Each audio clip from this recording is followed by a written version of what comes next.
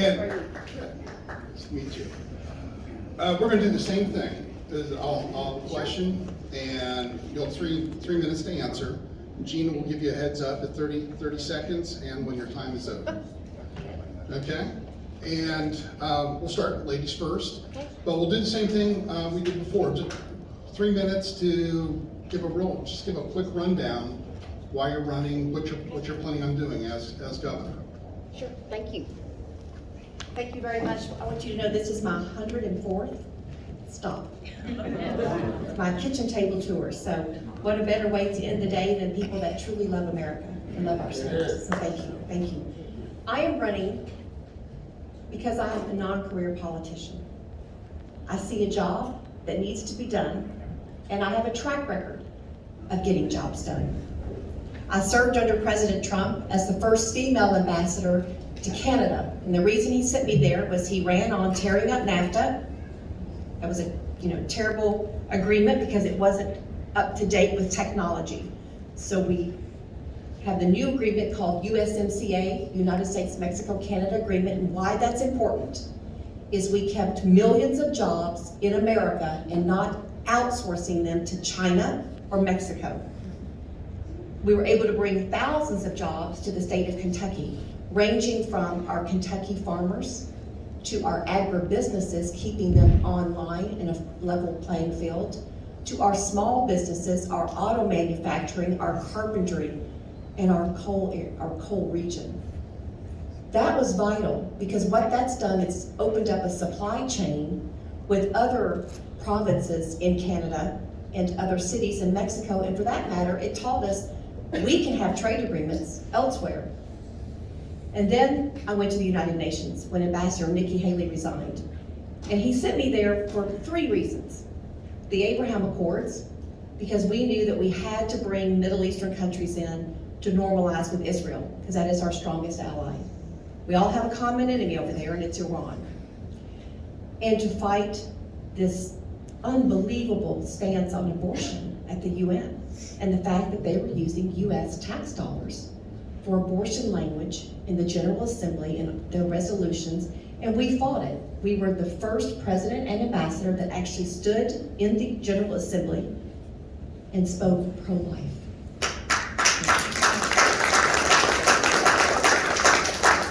We were able to remove any language whatsoever talking about abortion stance within the General Assembly, and that was a battle.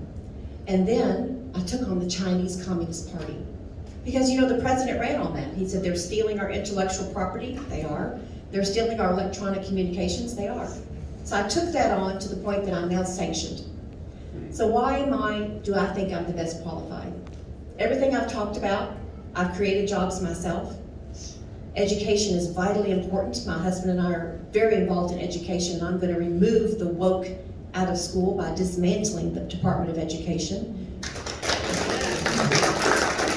I'm going to ask very kindly for this woke commissioner to resign, and if he doesn't, maybe he'll be fired. So thank you very much.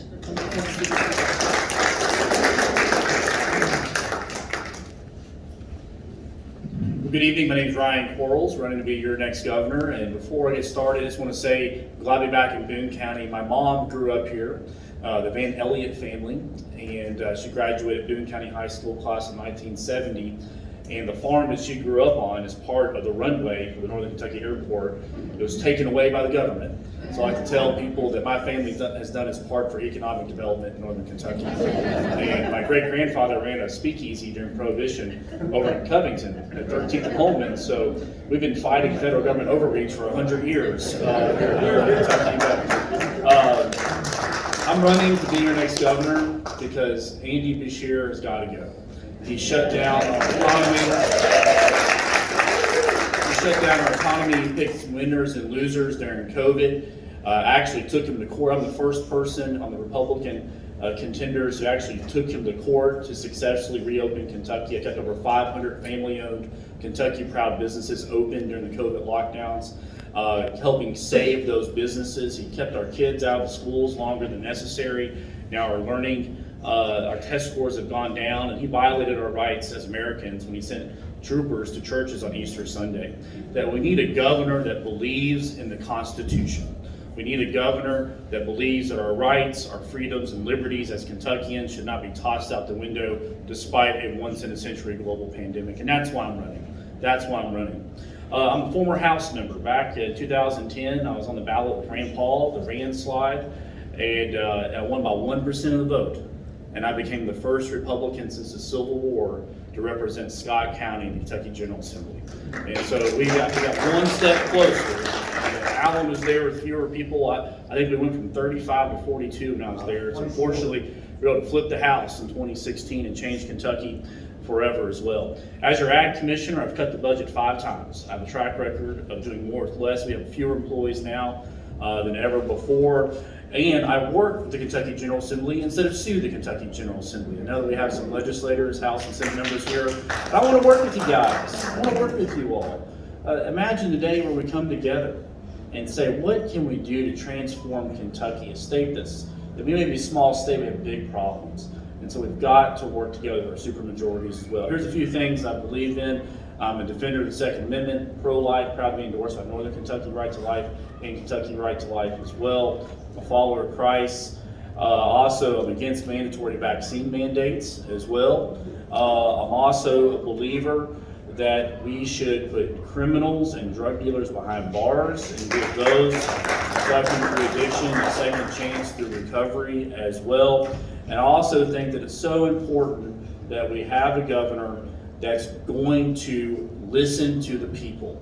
Somebody that has spent the last 8 years of my life traveling Kentucky. I'm here to listen. I'm glad to be with you all tonight. Thank you.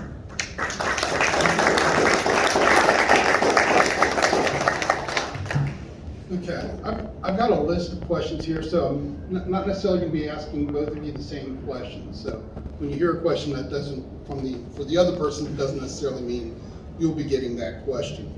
But my first question for Ms. Kraft is, does Certificate of Need help or hurt Kentuckians' access to quality and low-cost health care? You know, I believe we need to have healthcare where it's needed. We cannot allow healthcare companies to be the ones who make a decision whether or not someone else moves in to try to make the health of people better. There are certain areas where the certificate of need is it's abused actually, because it's those very people that are voting for it and want a monopoly. So we have to offer healthcare. Competitive is important. You compete not only for your patients, but to be the best you could possibly be in your field. So I don't want anything standing between individuals seeking health care of their choice and a committee that is a committee, sure they're gonna vote they do not need to have another competitor, because that sometimes leads to laziness. So therefore they're not gonna upgrade themselves. So I'm absolutely in favor of allowing into companies, healthcare companies, to come in and offer the best services possible. They can all work together.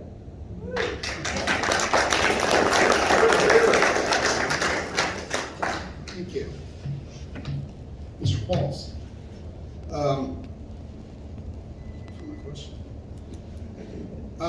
When is it appropriate for tax dollars to either fund or promote special interest groups? For taxpayer dollars? Taxpayer dollars.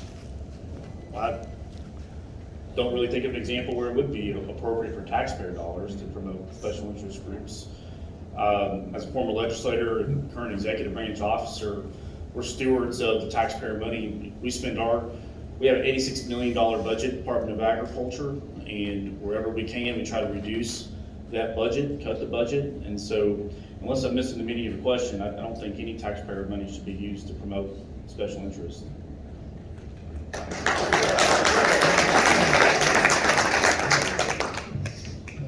Ms. Kraft? Yes. We have two senators, two U.S. senators, like every other state. Our senators are Rand Paul and Mitch McConnell. And both are Republicans. I think both have very different ideologies. And I think no one can say that they are fully behind one or the other. but I think everyone can say that they identify with one more than the other. And so my question is, which senator do you identify with most and why? So I identify with Rand Paul. My husband and I were the first couple that came out for Rand Paul, and it was quite irritating to Senator McConnell at the time. But more importantly, I'm not owned by any special groups or special interests. And as governor, you will not have any of our Washington establishment running my office.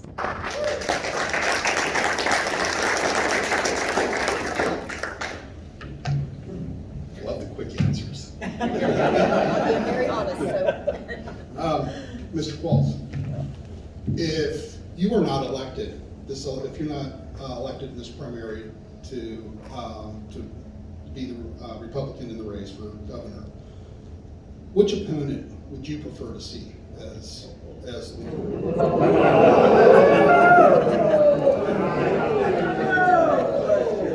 Well, I'm going to win on May 16th, so. I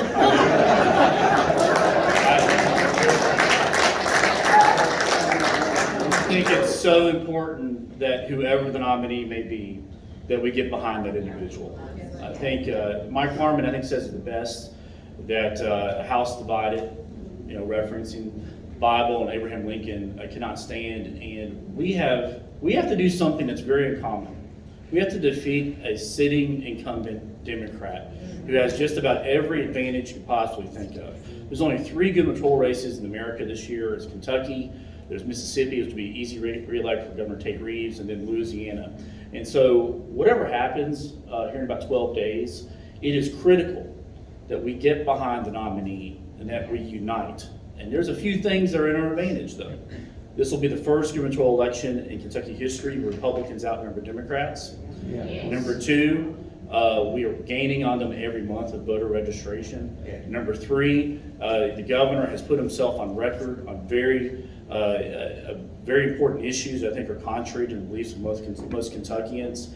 And 4th, Kentucky will be the litmus test leading up to the 2024 presidential race. So I don't know about you, but we have the opportunity here in Kentucky to send a clear message that we want both Andy Beshear and Joe Biden to be both one-termers.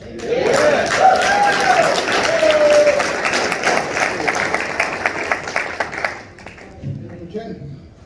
Ms. Kraft, Mr. Quarles, we're done. I appreciate your answers, appreciate your openness and honesty, and thank you so much for coming tonight. Thank you.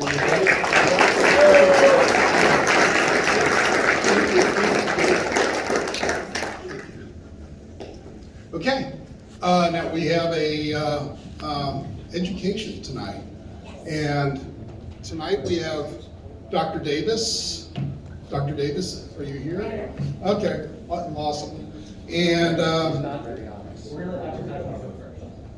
I'm sorry? Dr. Hutchins is going to go before Tom. Okay. All right. And are we both talking, is Education, Lions. education program, okay. All right.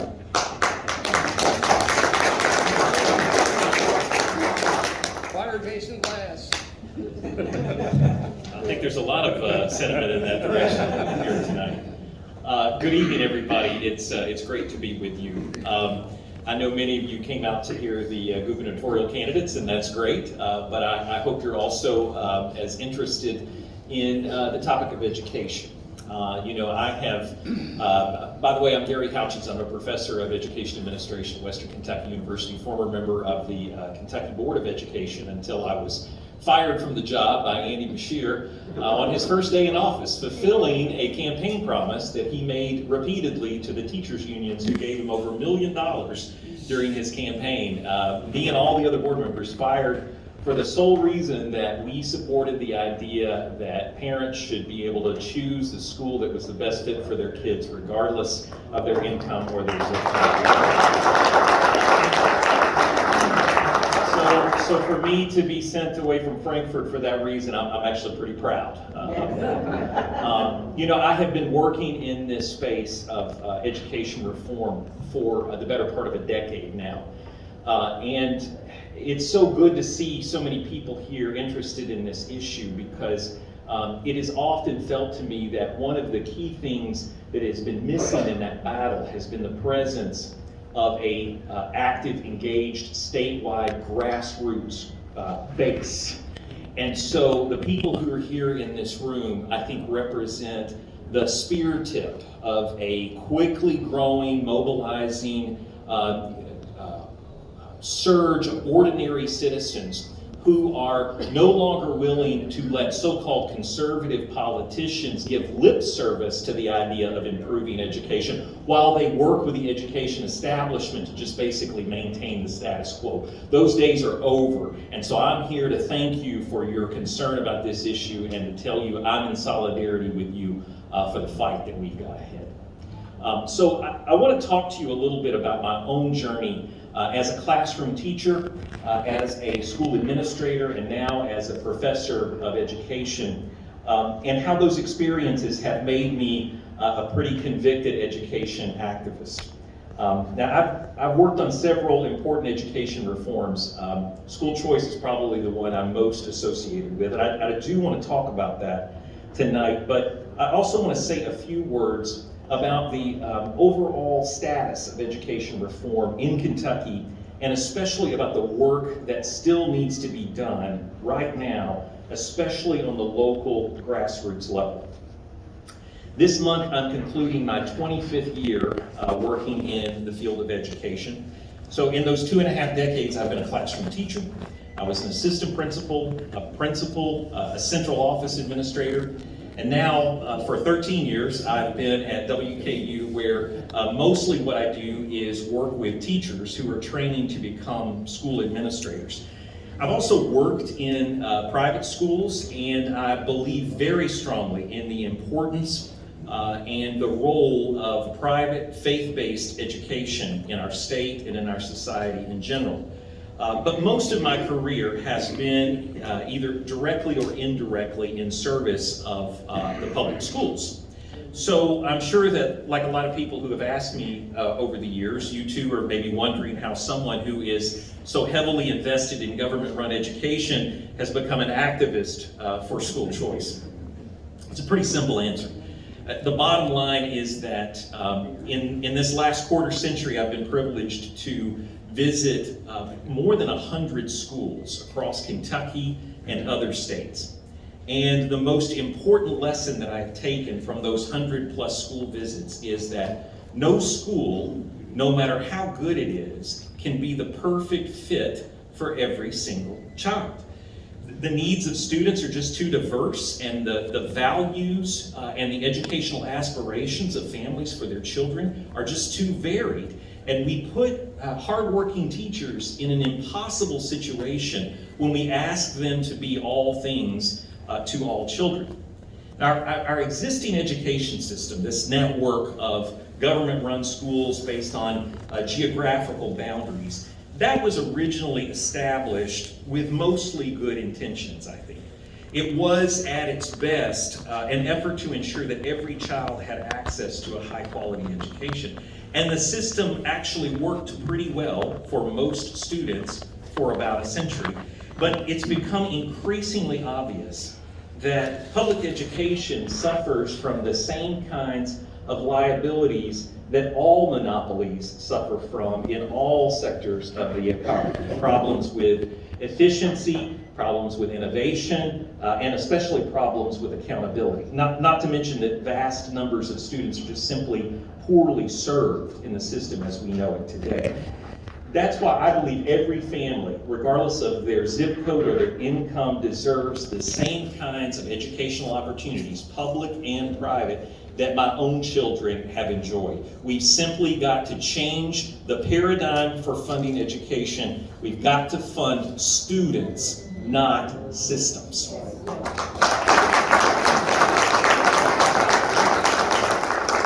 I'm not alone in feeling that way. Obviously, you seem to agree with me too. Polling data has shown again and again that Kentucky families want more education options. And not only do they want more options, but they're exercising those choices whenever they can.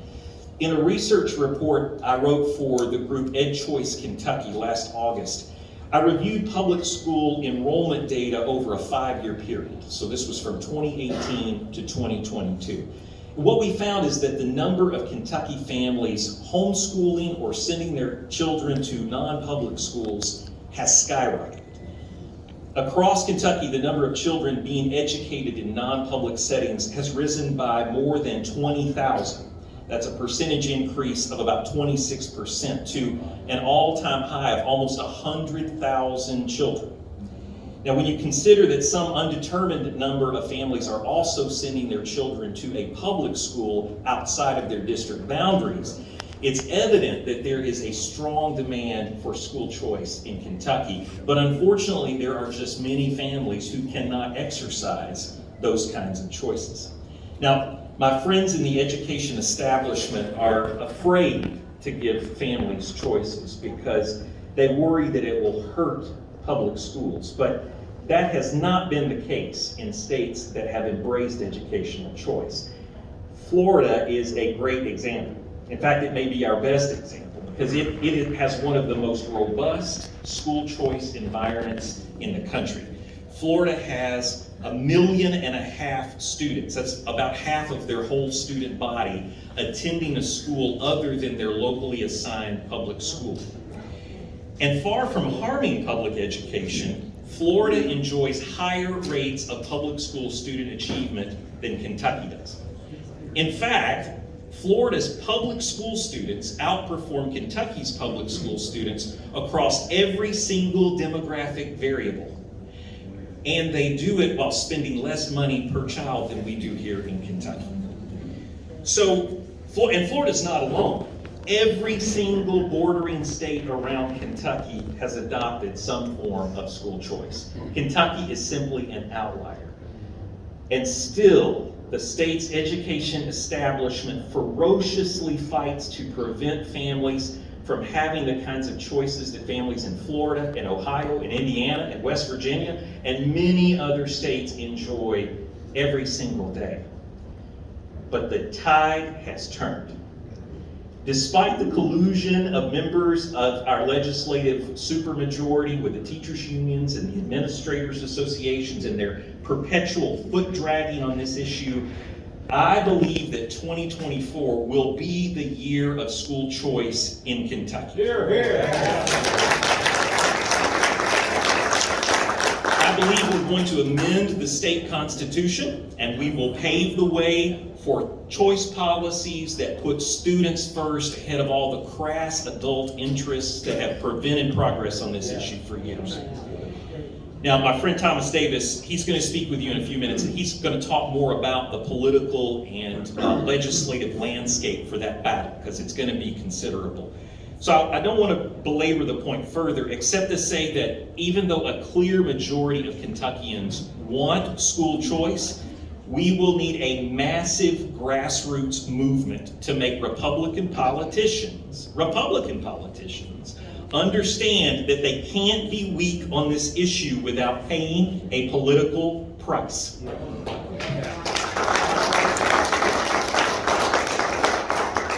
What I want to say to finish up my remarks is that there is also a lot of work that we need to do in addition to bringing school choice to Kentucky. Now, some of my friends on the right feel like if we just give people alternatives to the government-run schools, everything will work itself out. And I understand and appreciate that point of view, but I respectfully disagree. Because what we know from the experience of other school choice states, including Florida, is that the vast majority of students are still going to attend a public school. It may be the family's choice to go there, but that's where they're going to be. They're going to be in public schools.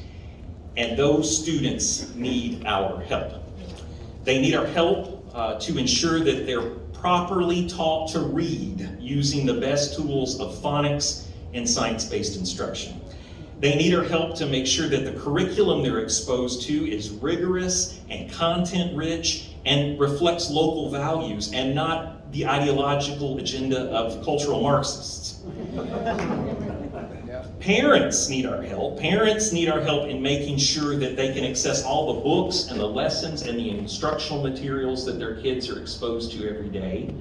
and teachers, most of whom are not cultural Marxists and just want to educate their kids free of ideological agendas and pressures, they need our help in holding local boards of education accountable to common sense policies and practices.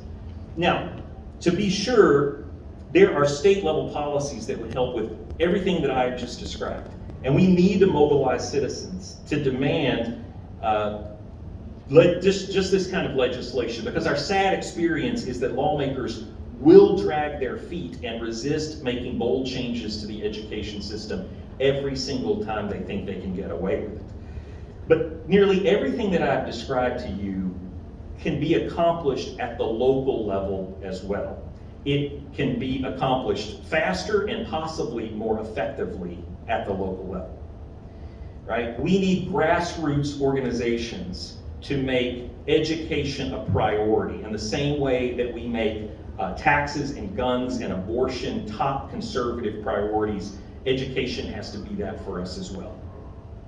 A great example of this is emerging in my own county. An organization called Warren County Conservatives was founded in 2021, and it was organized to mobilize conservative and liberty-minded voters to engage their local community and stand up to the ever-creeping progressive agenda that we keep seeing pop up in our city and county commission meetings and in our local boards of education. Last year, Warren County Conservatives recruited and vetted candidates for local office, including the local board of education races. 2/3 of their endorsed candidates won their races. But now, Warren County Conservatives has turned to an even bigger and more important priority: holding local leaders accountable for what they say that they're going to do. This is especially true on the topic of education. So the group has now organized an education committee that's going to focus on transparency and accountability in schools at the local level. Members are going to attend monthly board meetings. They're going to report to the public on some of the often unnoticed policy things that happen in the local school board. They're going to speak regularly at meetings. But most importantly, they're going to find candidates and mount campaigns to unseat incumbents who stand against the values and interests of their constituents. See, we don't have to wait for the state legislature to enact laws related to instructional transparency or quality curriculum or the science of reading.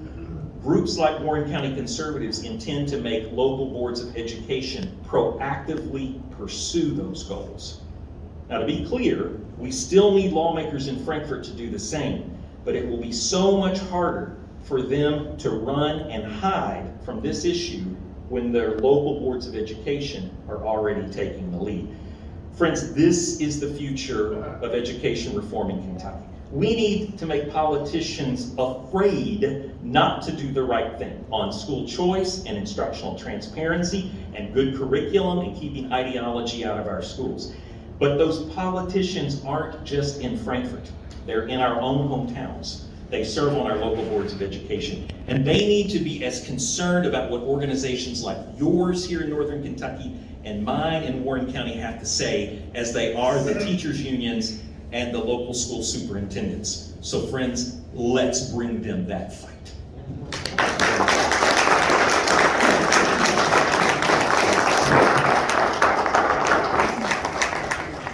Following Dr. Hutchins, I think he is a great speaker despite being a professor. So it's truly wonderful to be here with you guys this evening, and it brings me a lot of energy to be up here in Northern Kentucky because this is, I think, the highest concentration of liberty lovers in this congressional district. And it shows every time I come up here, and it's just energizing. So thank you for the invitation. It's also wonderful to see so many familiar faces here, but for those of you guys who don't know me, I'm Thomas Davis. I'm actually an emergency physician, practicing ER physician in Louisville, Kentucky. But I'm here tonight because I've been asked to speak about education policy and in particular about political strategy.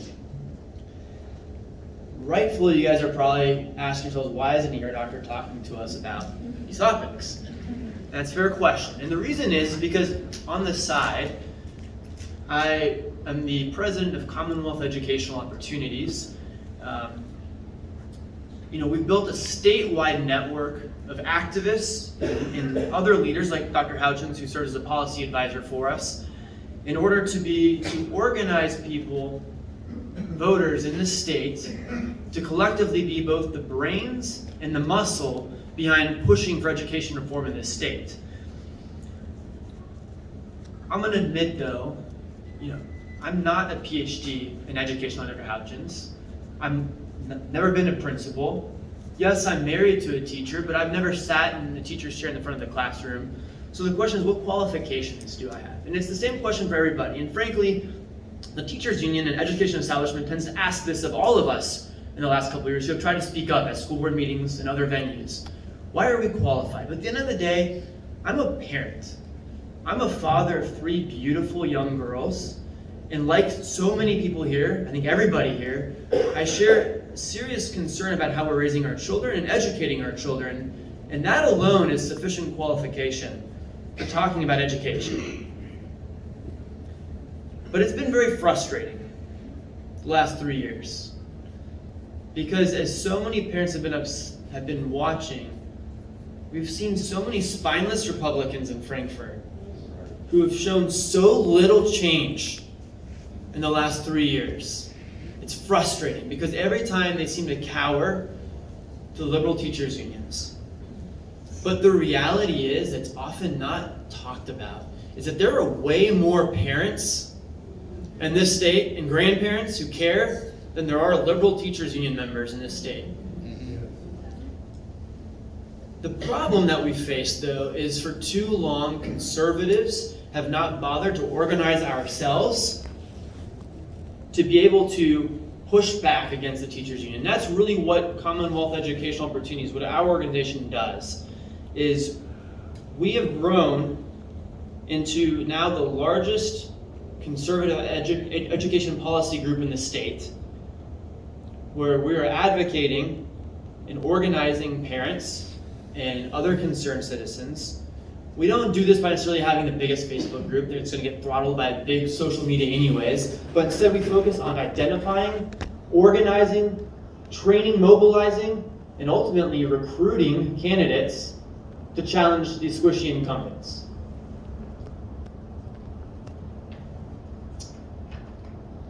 On the side, we also have an affiliated super PAC.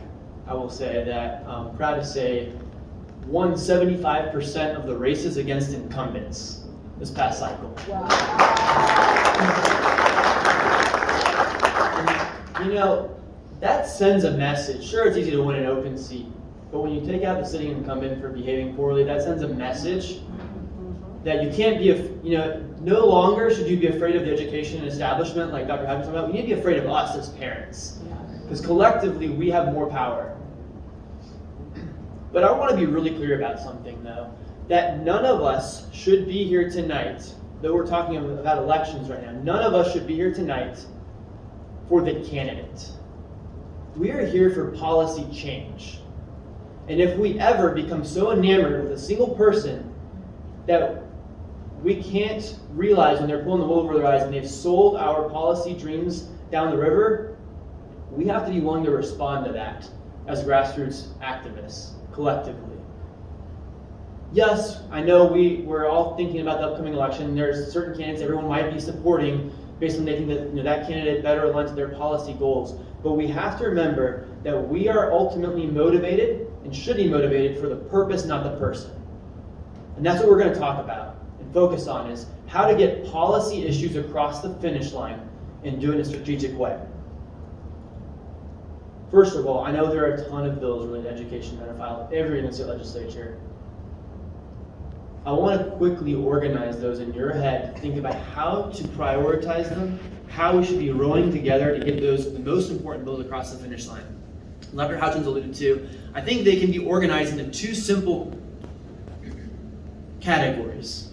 1, transparency, and 2, accountability. And the reality is, without both, you have nothing.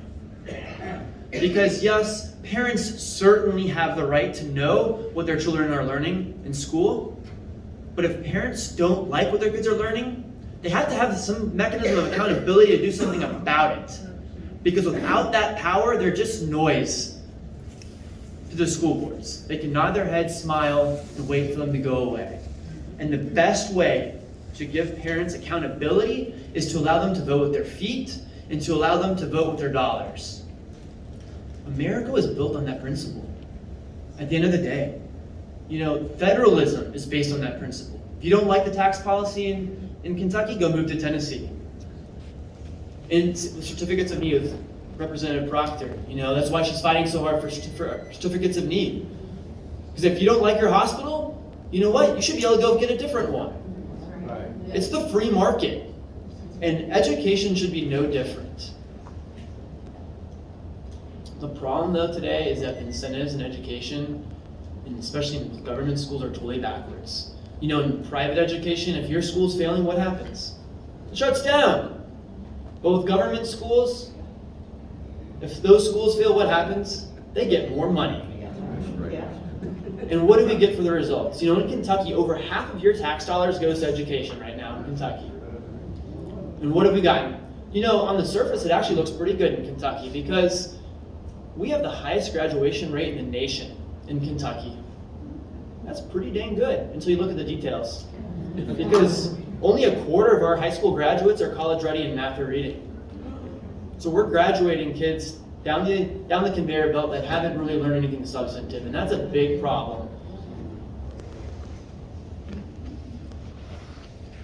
School choice is such an important issue. I know you guys here are supportive of speaking to a favorable audience, but this is what's scaring the teachers' unions, because at the end of the day, they see our kids as their kids. Joe Biden said it last week, actually. And they also see the dollar signs attached to your kids, too. So what are we going to do? How are we going to respond to this? Because they're getting mobilized. And so that's what we're going to talk about just briefly here, is how to respond strategically to get these important, real changes across the finish line. So there are 3 things I want everyone to take home. First of all, we need to get candidates on the record. This is something that we've learned as an organization back in 2020.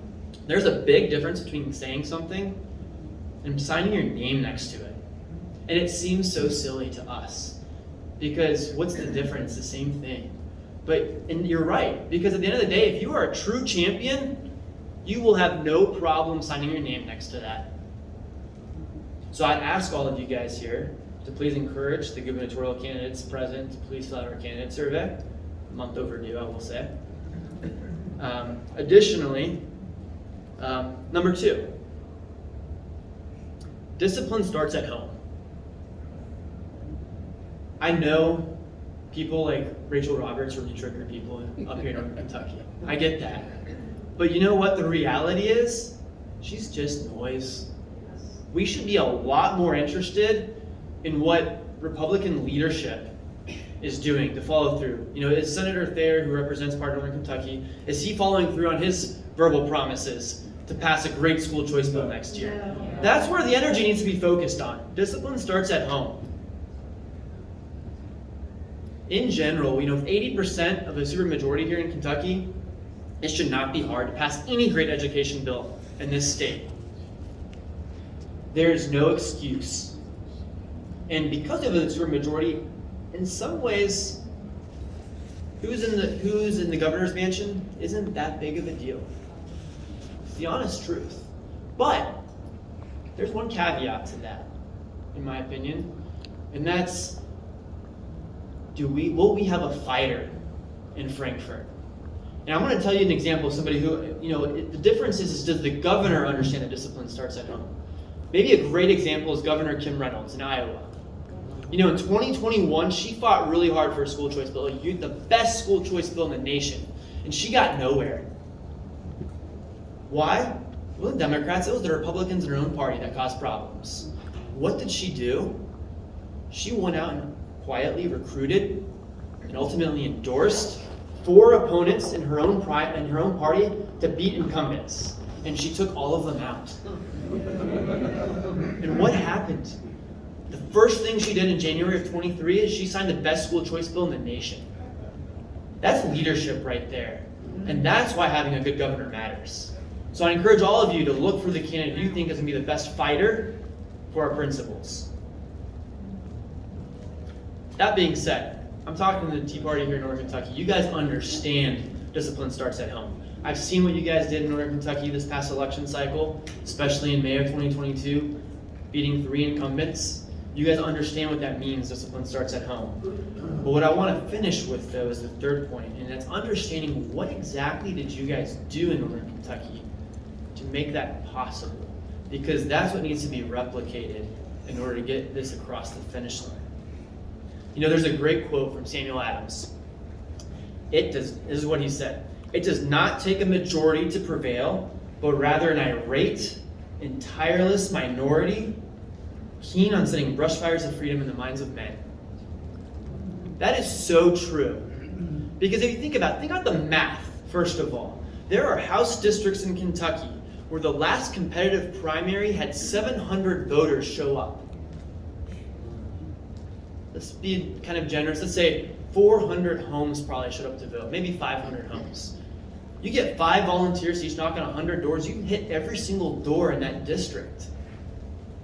You can get 5 friends together and do that. You guys can change the outcome of politics in Kentucky by being that irate and tireless minority. So I know you guys did things like this up here, with talking, knocking on doors, phone banking, and other activities. Those are the things, I don't care how much your expensive overpaid consultant tells you as a candidate to go on TV ads, there is nothing that replaces the hard work, pounding the pavement in these kinds of races to contact voters. But we need people, the grassroots people in this room and your friends and families to mobilize and get active. We are going to have a great opportunity in 2024, as Dr. Houchins mentioned, to pass a phenomenal school choice bill next year. But the gloves are going to be coming off. The unions are not going to go down easy. They want to keep control of the kids. They want to keep control of the money.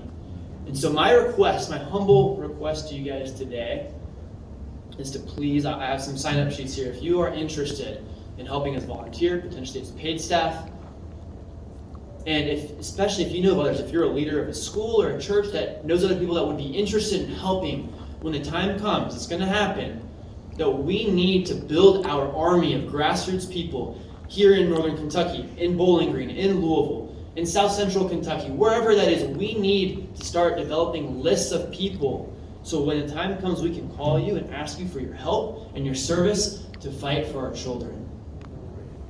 Thank you, guys.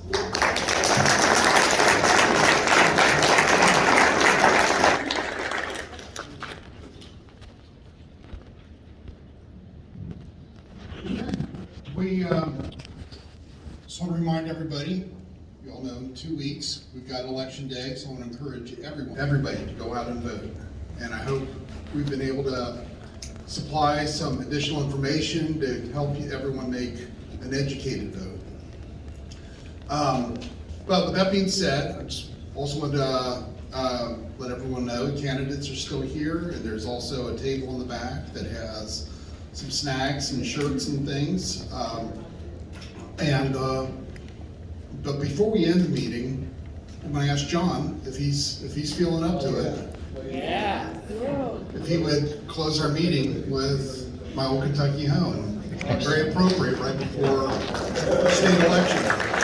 You need me to hold your phone? I knew it. Whoops, get my fingers out of the way. You know? I gotcha. Need help, John? Do it, Johnny.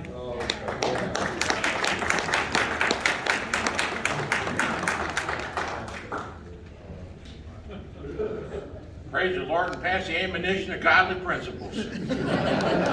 Red, yellow, brown, black, and white, we love them all. And in Kentucky, we love patriots.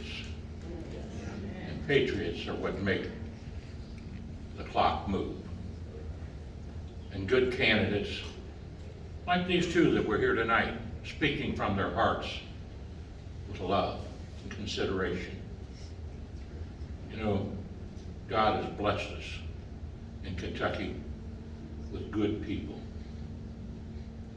And the song goes like this. Unfortunately, I had a gumdrop in there.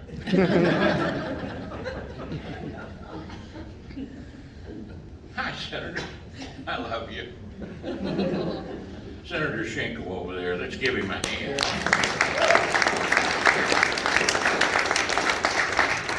He's put up with me for a long time. And you know, the fellas up here talking about education, well, back in 1992, I was the last elected superintendent of education for the Commonwealth of Kentucky. I'll tell you something, we should have never have done away with the superintendent of education elected, because it's the people's voice. And I'm not dead yet. Although sometimes people want me to be. But the song goes like this. And it was taught to me by a good old man by the name of Happy Chandler.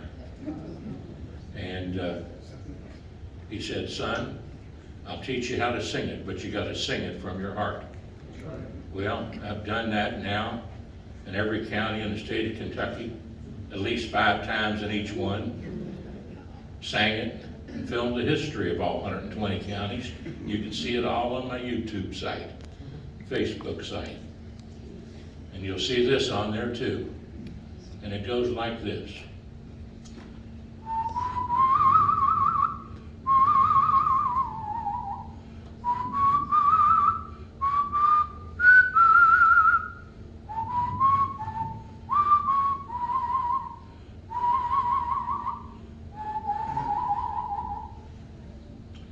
Oh, the sun shines bright on my old Kentucky home. 'Tis summer, the children at play. The corn top's ripe and the meadows are in bloom, and the birds make music all the day. Weep no more, my ladies, oh, weep no more today. We will sing one song for my old Kentucky home, for my old Kentucky home, far away. Now, before I sing this last verse, I'd like you to remember what it's about. It's about the children. It's about the children. You know, the Holy Spirit's job is to convict. It's God's job to judge.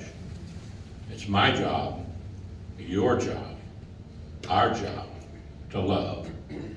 And we have to love the children. As a teacher, I can tell you, you cannot be an effective or a good teacher unless you love your children. And I loved mine. And I sang to them. And I looked them in the eye and I said, now the classroom has 50 seconds, 50 minutes. 10 minutes are yours, 40 are mine.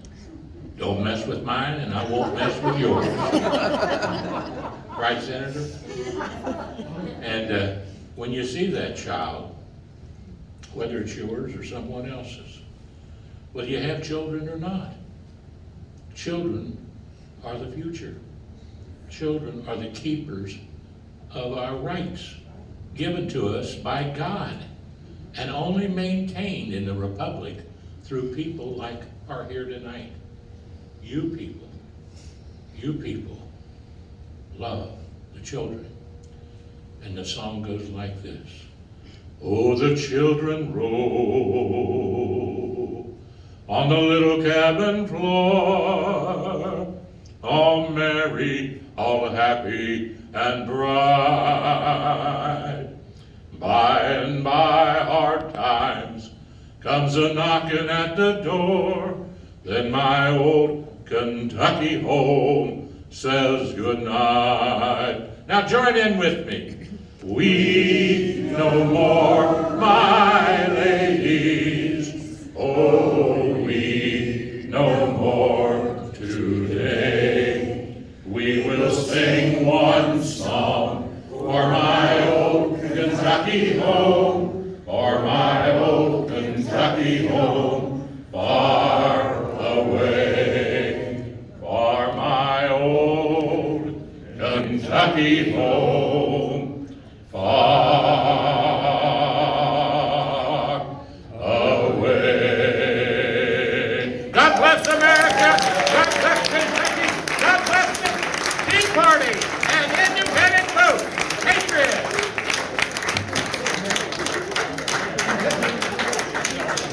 I'll put my lollipop back.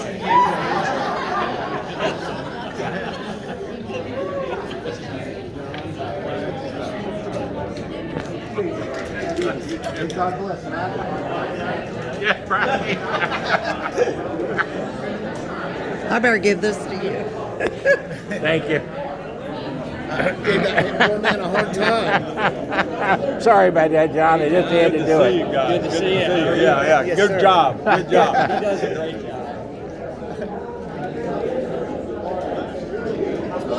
Thank you. Thank you. you so much. God bless you.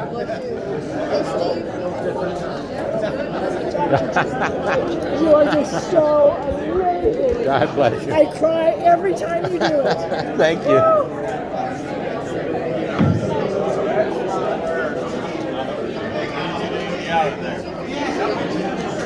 He needs to go to retirement.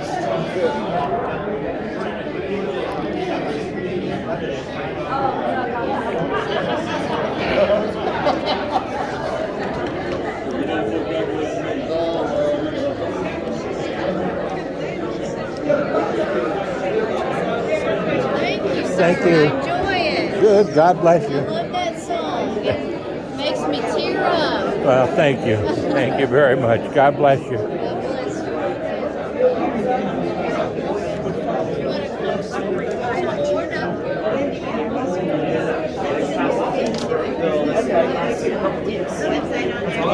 No, I don't think we do, but it's CEOKY.com. Hey, Mr. Stephenson. God bless you. God bless you. Nice to be here with Good you. to see you. I'm still alive. All right. God bless you. Do your past students see you and do they remember you? Oh yeah. A lot of them remember me. Yes. Go to reunion? Is it high school? High school. Okay. Yeah. I taught in 4 different systems. Well, actually 5 or 6 different systems. In Ohio, and then Cincinnati, and then Boone County, Now, what are you doing? Kenton County, Campbell County, Covington, Beechwood. And Tottenham. that they also recognize you and say, oh, Yeah. you're my favorite teacher. Then you think, oh, you're the one who gave me trouble in class. You gotta love them all. That's right.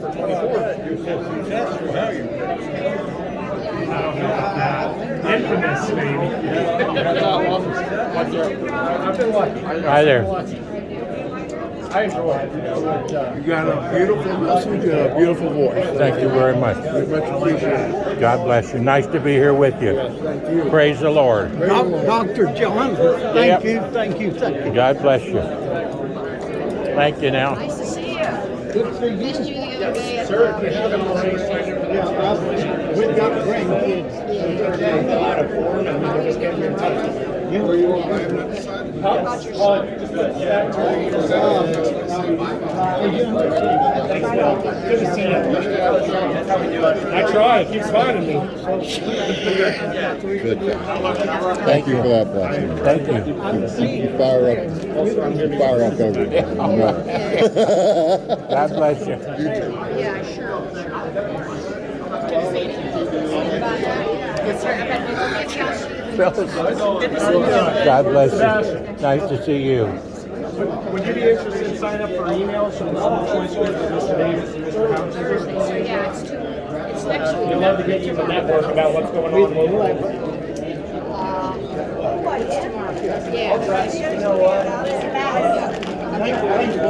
God bless you now. I've got your card, so I can give you a call. Well, we always appreciate you. God bless you. Nice to be here with you. Nice to be here with you.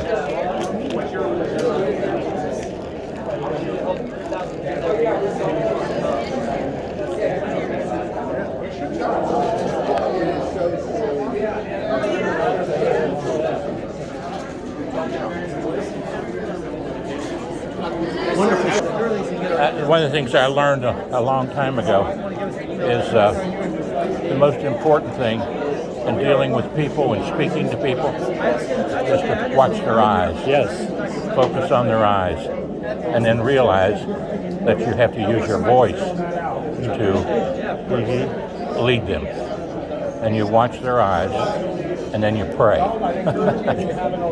You've got to have prayer, because you cannot do it without prayer. God gives you the gift. Thank you. I always thought he had the best voice around, and then I don't know. Yeah, you're pretty good. Well, I'm sure He's a yours Frank was. Sinatra. Yes, absolutely. Well, we're blessed, both of us are. We are. My mother and father, we grew up in a little 4-room frame house, no running water, no inside facilities. We were farmers on a little 12-acre farm, and but we had an old upright piano, and my dad had his fiddle and the French harp.